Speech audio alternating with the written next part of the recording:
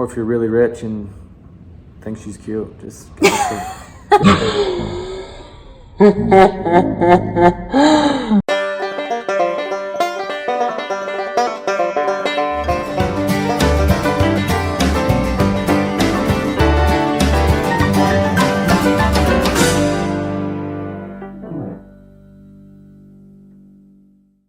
Okay, explain to us what you have done here. So basically, whenever I drive by myself, all I don't really listen to music. I just always think of new ways. Sit in silence. Yep, sit in silence. So thought about this before, but I've never really put numbers to it. One way that I've thought about starting is custom hang business. So that would be kind of your main chunk of change. So I wouldn't have cows yet, so it wouldn't be the end goal, but to start, basically what I do is I think about all the stuff that you would need, and then I come home and I just research everything. I look at tractors for sale, balers, swathers, you'll need trucks, trailers, all that kind of stuff to get yourself around and all that stuff. And then I look at land for sale. I look at land for sale a couple times a week, I think. I just peruse around and see if I can't find anything. But I basically just start getting numbers,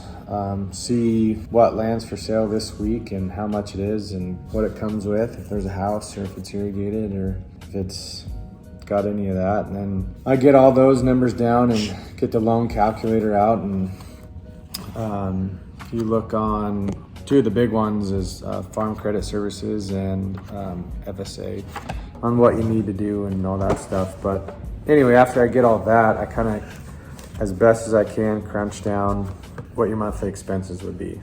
And I never get everything first shot. There's no way. Like, I can look at this right now and I, forgot something huge, which is property tax.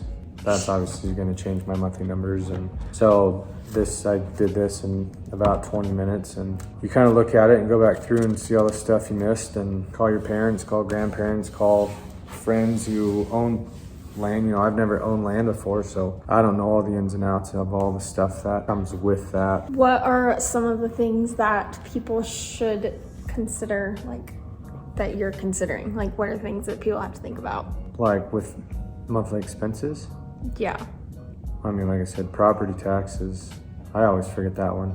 Just because I've never had to pay it before, so I never, you think about all your utility bills and all that kind of stuff because you pay it every month. But somebody who owns property, property tax is probably one of the first things they think of. But yeah, property tax, another one too for if you're buying irrigated farm ground, like, you got to buy water, so that's a pretty hefty cost as well that you have to put in there, and that actually could make or break your budget on if you can do it or not. So I usually do, like, I don't try and find the tractor that I want to buy. I just kind of look around and get the average price of one that could be in my price range, and I just pick that one and I usually pick the higher end stuff from numbers, because it's always better to over budget and fall under it than think you got pretty good numbers and end up having to double all your expenses after you already buy it. So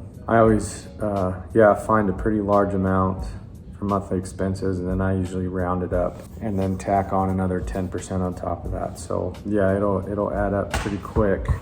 But then after that, then you get to the fun part, is figure out all the ways that you can make income off of it. So with this, what I just did is just from past experiences, I got 200 acres plugged in and of irrigated alfalfa, which is reasonable up there where we were trying to live. Like that's a potential buy for somebody just starting out. That won't absolutely destroy your bank account, but it's also, you're not going to live like a king off 200 acres. You're not going to get away with that for long. That won't be enough to support a sustainable ranch, unless you do other stuff like intensive grazing.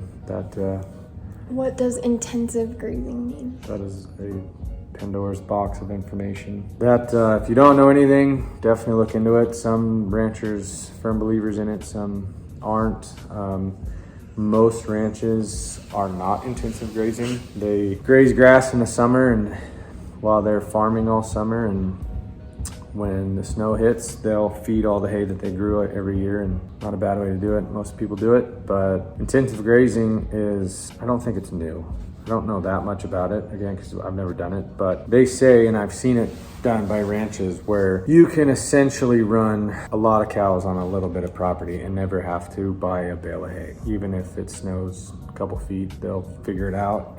But it's a way of, like, you can take a place that has, let's say, 100 AUMs, and if you do it correctly in the scientific way, you can increase those AUMs because of the way you graze your property. It gives you the most growth back. And what are AUMs? I think they're animal units of measurement or something like that. So basically, if you buy a chunk of land and they say you have 100 AUMs, as far as my understanding, which if I'm wrong, please correct me, you can graze 100 cows for 1 year. So you can graze 200 cows for 6 months. You can graze 400 cows for 4 months, whatever, 3 months. That's just the AUMs, or how much grass that field produces. So how many cows can that plot feed for 1 whole year? And you can overload it and get all those AUMs out in 6 months. But if you intensive graze it, you would take, a lot of people, they say, okay, there's 100 AUMs in this field. They'll throw out 100 cows and that's it. What intensive grazing is, you'll take however big that property is, dice it up with electric fence or rail fence or whatever you want, but they'll dice it up. And so all the cows, let's say you have 100 cows for 100 AUMs, they'll put all the cows in like an eighth of that property. And then they eat everything in this little corner. They'll eat it down completely to where there's hardly anything left. And then they'll move them to another piece, and they'll move them to another piece. And so they don't move them until everything is grazed out in that one section.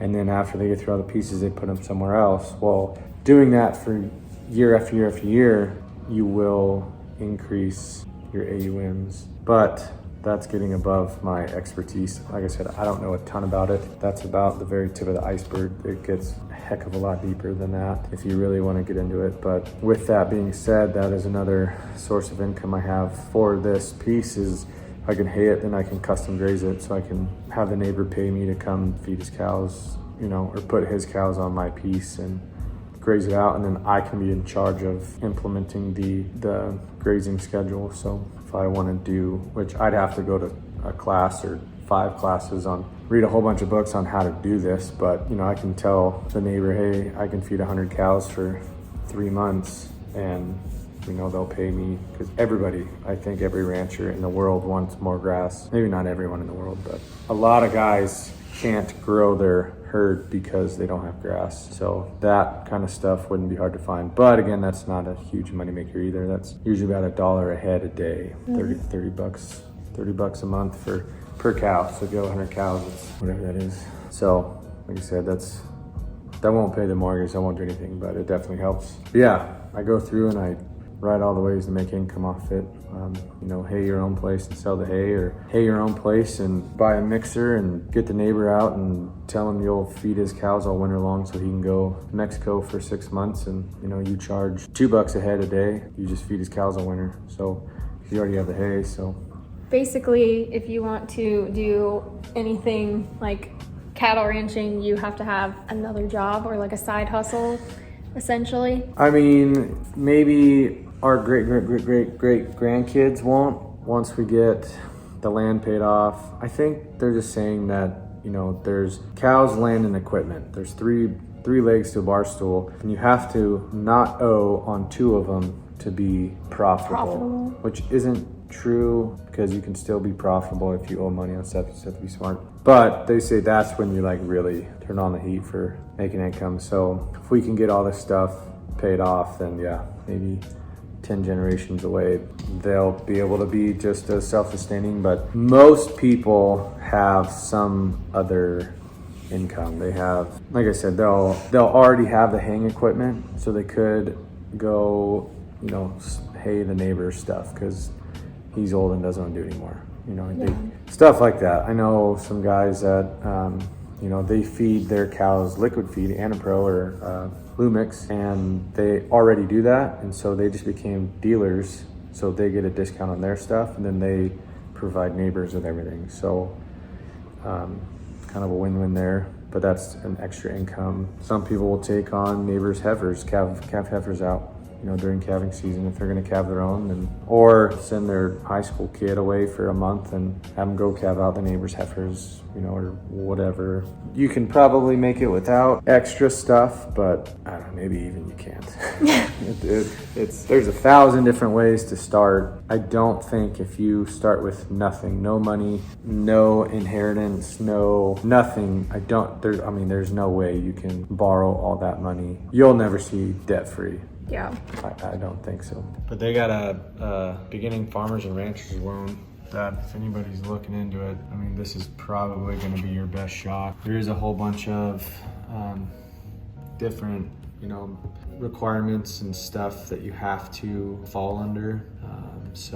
But it gives you all this information right here in this PDF stuff. And then Farm Credit Services Farm Credit Services of America will actually piggyback off of FSA, and they will kind of combine the loans together, and they give beginning farmers really good rates and stuff like that, so they make it a little bit easier and somebody's there. But because it's such good rates, they got pretty strict parameters on. And if you know a way, please tell me. Please tell me. Yeah, so this is kind of what I do all the time. I'll come up with another idea, I'll put numbers to it and think of all the ways that I can make money out of it and see if it works. Most of the time it doesn't. I'll get numbers and I'll say, well, it doesn't work. It's a lot of trial and error and thinking and praying and yeah, everything. Get on the computer, find your loan calculators, find your programs, find all the programs, talk to people, talk to the old guys. They know. They've gone through it. They've gone through the ups and downs. They know where the good loans are, where they're not. Or if you're really rich and think she's cute, just give us a lot of money. You're like pimping me out. Okay, hopefully that gave you some ideas. Tip of the iceberg. That's all it was. Woo. Okay, bye.